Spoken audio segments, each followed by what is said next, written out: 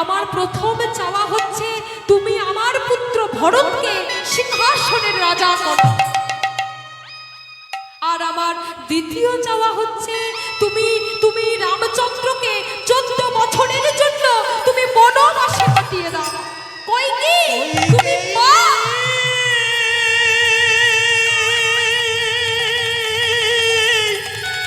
ওরে গিধি গিধি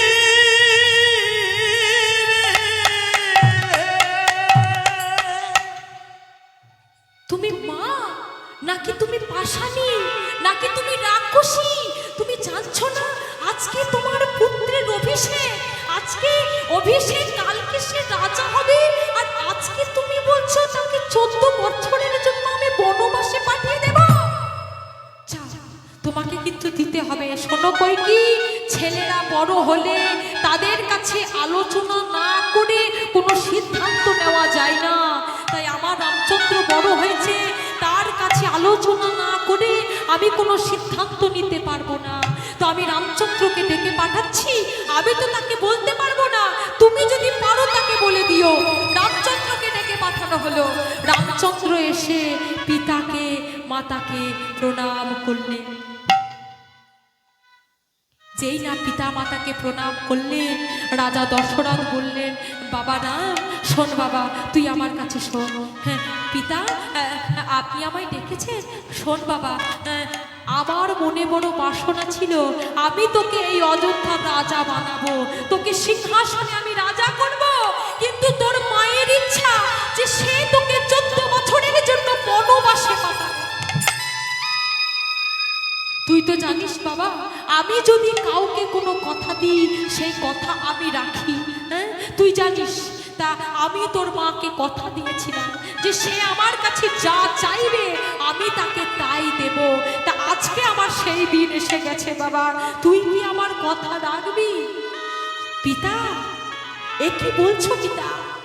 তোমাদের জন্য এই এত সুন্দর দেহখানি আমি পেয়েছি, হ্যাঁ তোমাদের জন্য আমি এত বড় হয়েছি, তোমরা যা বলবে তাই হবে। সত্যি তো পিতা মাতার জন্য আমরা এত সুন্দর একটা দেহ পেয়েছি।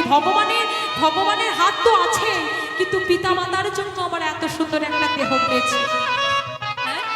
তারপরে যখন আমরা প্রতিষ্ঠিত হয়, আমাদের পিতা মাতা কত গর্ব করে, দেখো দেখো আমার ছেলে প্রতিষ্ঠিত হয়েছে, না জানি মা বাবা কত আনন্দিত হয়। হ্যাঁ তা রামচন্দ্র পিতাকে মাতাকে প্রণাম করে বললেন, পিতা তোমাদের জন্যই তো আমরা এত সুন্দর দেহ পেয়েছি, তোমরা যা বলবে তাই হবে। তোমারি গৃহে পালিছ স্নেহে তুমি ধন্য ধন্য হে। তোমারি গৃহে পালিছ স্নেহে তুমি ধন্য ধন্য হে। আমার প্রাণ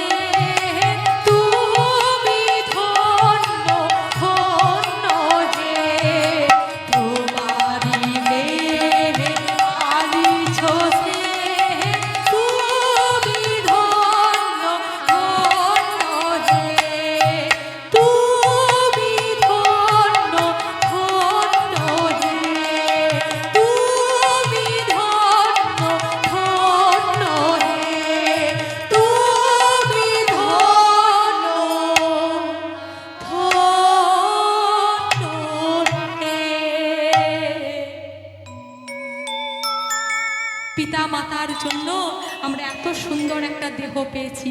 পিতা মাতা কত কষ্ট করে মাথার ঘাম পায়ে ফেলে আমাদেরকে বড় করে, প্রতিষ্ঠিত করে, আর আমরা বড় হয়ে পিতা মাতাকে ভুলে যাই। আমরা কোনো শুভ কাজে গেলে পিতা মাতাকে আমরা প্রণাম করি না, ভুলে যাই। এই যে কলিকাল, ঘোর কলি, এই কলিকালে 1 ঘড়া দুধ 5 ঘড়ায় ভর্তি হয়ে যায়, কিন্তু 5 ঘড়া দুধ 1 ঘড়ায় ভর্তি হয় না। এই কলিকালে একটি মা নিজের যুগল স্তন দিয়ে 5টি ছেলেকে মানুষ করে দিতে পারে, কিন্তু এই কলিকালে 5টি মাত্র ছেলে একটি মাত্র মাকে, 5-10টা ছেলে একটি মাত্র মাকে ভাত দিতে পারে না, মানে দেখতে পারে না। এই কলিকালে, এই কলিকালে আপনারা গাছ লাগান, গাছের চারিপাশে একটা করে বেড়া দিয়ে দেন। কেন কেন দিন বাবা? গাছ লাগান তো, ছোট ছোট গাছ লাগান। ও ঠাকুমা, গাছ লাগাও তো, লাগাও। গাছের চারিপাশে একটা বেড়া দিয়ে দাও। কেন? মানে গাছটা যেন ছাগলে গরুতে খেয়ে না নেয়, তাই তো? কিন্তু দেখা যাচ্ছে যে বেড়া দিয়ে গাছগুলোকে খেয়ে নিচ্ছে। এটা হচ্ছে কলিকাল। এই কলিকালে যেই রক্ষক সেই ভক্ষক। এই কলিকালে তুমি যাকে বেশি ভালোবাসবে সেই তোমার ক্ষতি করতে চেষ্টা করবে। এটা হচ্ছে কলিকাল। রামচন্দ্র পিতা মাতাকে প্রণাম করে বললেন, পিতা গো, মাতা, তোমরা যা বলবে তাই হবে। তোমরা দেহটাকে আমায় দান করেছো, তোমাদের জন্য আজকে আমরা এই জায়গায় দাঁড়িয়ে। তুমি যা বলবে তাই হবে। তুমি যদি চাও আমি 14 বছরের জন্য বনবাসে যাই, আমি 14 বছরের জন্য বনবাসে যাচ্ছি। রামচন্দ্র বনবাসে চলে গেলেন, আর পিছনে রাম আর সীতা, লক্ষ্মণ আর সীতা রামচন্দ্রের সঙ্গে চলে গেলেন। আর একটা কথা, আপনারা হয়তো সকলে বলেন যে রামকে সব থেকে বেশি ভালোবাসতো লক্ষ্মণ, তাই তো? না, রামকে সব থেকে বেশি ভালোবাসতেন হচ্ছে ভাই ভরত। রামচন্দ্র যেদিন বনবাসে গেছিলেন সেদিন কিন্তু ঘরে ভরত ছিলেন না। তিনি কোথায় ছিলেন? মামার বাড়ি। কোথায় ছিলেন? মামার বাড়িতে। তা ভরত যখন মামার বাড়ি থেকে ঘরে ফিরে এলো, দেখলো কি তার সোনার রাজপ্রাসাদটা কেমন ভূতের বাড়িতে পরিণত হয়ে গেছে। চিৎকার করে উঠল, কে কে আমার এত সুন্দর সোনার রাজপ্রাসাদটাকে এমন করে ভূতের বাড়িতে পরিণত করেছো? কে কে করেছে এমন কাজ? কে? এই চুপ করো, চুপ করো, চুপ চুপ। ওই কুটিল কীট মন্থরা এসে বলল, চুপ করো, এমন করে চিৎকার করো না। কেন? কে করেছে? চুপ করো। এটা আর কেউ করেনি, এটা একমাত্র তোমার মা করেছে। মা? মা কেন করেছে? তোমার মা কি করেছে জানো? কি করেছে? তোমার মা তোমার পিতার কাছে চেয়েছে, যে প্রথম চেয়েছে কি জানো? কি? তোমাকে সিংহাসনে রাজা করবে। আর দ্বিতীয়ত তোমার দাদাকে 14 বছরের জন্য ওই বনবাসে পাঠিয়েছে। মা ছুটতে ছুটতে গিয়ে বলল, মা আমি তোমাকে অসম্মান করতে পারি না মা, কিন্তু তুমি দেবতা সম দাদাকে তুমি অমন করে বনবাসে পাঠিয়ে দিলে মা, তুমি ভুল করেছো মা, তোমাকে ইতিহাস কোনোদিন ক্ষমা করবে না মা, তুমি ভুল করেছো, তুমি ভুল করেছো। ভরত ছুটতে ছুটতে চলে গেছে কোথায়? যেখানে তার দাদা আছে। ছুটতে ছুটতে গিয়ে খুঁজে খুঁজে দাদাকে পেয়েছে। দাদা, ও দাদা, তুমি ফিরে চলো দাদা, তুমি ফিরে চলো। ভাই, তুই কেন এখানে এলি? দাদা তুমি ফিরে চলো, দাদা তুমি ফিরে চলো। আমি কি ফিরে যাওয়ার জন্য এসেছি ভাই? শোন ভাই, ভাই এই জগতে ভাইয়ে ভাইয়ে কত অশান্তি, ভাইয়ে ভাইয়ে কত অশান্তি। এক ভাই আর এক ভাইয়ের মুখ দেখবে না বলে একটা পাঁচির তুলে দিচ্ছে না। ভাইয়ে ভাই কত দাঙ্গা দাঙ্গি, ভাইয়ের জন্য মামলা পর্যন্ত চলছে। এক ভাই অপর ভাই কত শত্রু হয়ে যাচ্ছে। আর তুই আমার কাছে ছুটে এলি আমাকে ফিরিয়ে নিয়ে যাওয়ার জন্য। আমি তো সমস্ত কিছু রাজ্য সম্পদ সবকিছু ফেলে দিয়ে আমি বনবাসী হয়েছি। তুই আমার কাছে কেন ছুটে এলি ভাই? দাদা তুমি চলো, তুমি নেই বলে আমার সোনার রাজপ্রাসাদটা আজকে ভূতের বাড়িতে পরিণত হয়েছে। তুমি একবার ফিরে চলো আমার। না ভাই, আমি ফিরে যাব না, কিন্তু আমি জানি যে তুমি ফিরে যাবে। ভরত, তুই জানিস যে আমি ফিরে যাব না? হ্যাঁ, আমি জানি তুমি ফিরে যাবে না, আমি তাও তোমার কাছে ছুটে এসেছি দুটো প্রশ্নের উত্তর জানবার জন্য। দুটো প্রশ্ন? কি প্রশ্ন ভাই? শোনো দাদা, আমার মা পিতার কাছে প্রথম চাওয়াটা কি চেয়েছিল? ও মা কি চেয়েছিল? কইকি তার স্বামীর কাছে প্রথম চাওয়াটা কি চেয়েছিল? যে তার ছেলে ভরতকে যেন সিংহাসনে রাজা করে, তাই তো? তা দাদা, আর দ্বিতীয় চেয়েছিল ওই রামকে যেন 14 বছরের জন্য বনবাসে পাঠানো হয়। তা দাদা, আমি এখনো মামার বাড়ি থেকে ঘরে ফিরলাম না, আমি সিংহাসনে রাজা হলাম না, আর তুমি বনবাসী হয়ে গেলে। তুমি ফিরে চলো দাদা, তুমি ফিরে চলো, আমি রাজা হব, তারপরে তুমি বনবাসী হবে। না না ভাই, আমি জানি, তার জন্যই তো আমি তাড়াহুড়ো করে আমি বনবাসী হয়েছি। কেন? কারণ আমি জানি ভাই, তুই যদি সিংহাসনে রাজা হয়ে যেতিস, তুই সঙ্গে সঙ্গে তুই হুকুম করে দিতিস, তুই বলে দিতিস যে 14 বছরের জন্য এই অযোধ্যা থেকে কেউ কোনোদিন কোথাও বেরিয়ে যাবে না। তুই আমায় আসতে দিতিস না ভাই, তার জন্য আমি চলে এসেছি। কিন্তু তুই কেন এসেছিস? তুমি কেন এসেছো দাদা, বলো তুমি কেন এসেছো? শোন, আমি পিতা মাতার জন্য বনবাসী হইনি, আমি পিতা মাতার জন্য বনবাসী হইনি, আমি আমার নিজের কাজের জন্য বনবাসী হয়েছি। কি কাজ? শোন, আমি যদি বনবাসী না হতাম, তাহলে যারা যোগী, যারা সাধন করে, তারা ভক্ত, যারা আমার আশায় আমায় দর্শন পাবে বলে ওই রাস্তায় রাস্তায় ধ্যান করছে, জাপ করছে, যজ্ঞ করছে, আমি যদি বনবাসী না হতাম, তাহলে তারা আমায় দর্শন পেত না।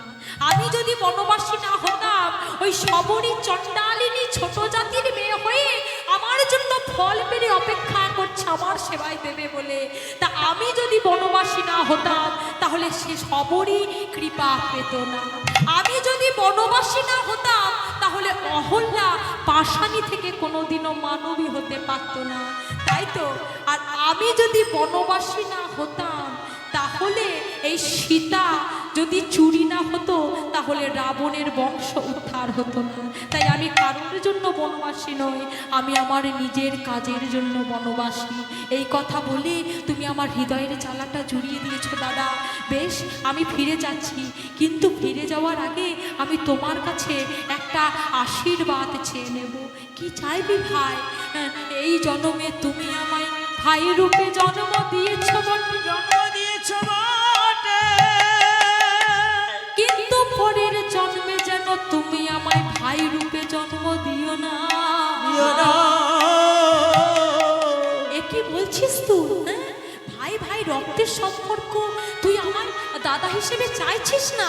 না না না দাদা, আমি তোমাকে দাদা হিসেবে চাইছি না।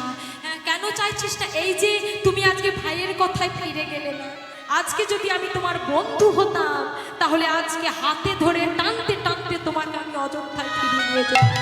তা আজকে আমি তোমার ভাই, আমি তোমাকে অনুরোধ করছি, আদেশ করতে পারছি না।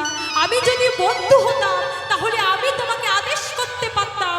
বন্ধু বন্ধু সমানে সমানে হয়।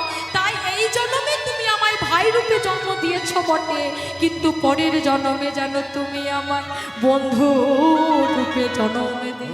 রূপে জনম দিও।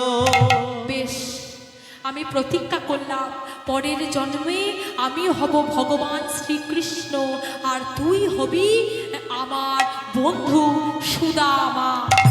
তাই ভরত হলেন সুদামা, আর রামচন্দ্র হলেন কৃষ্ণ। তাই সুদামা কৃষ্ণকে এতখানি ভালোবাসে।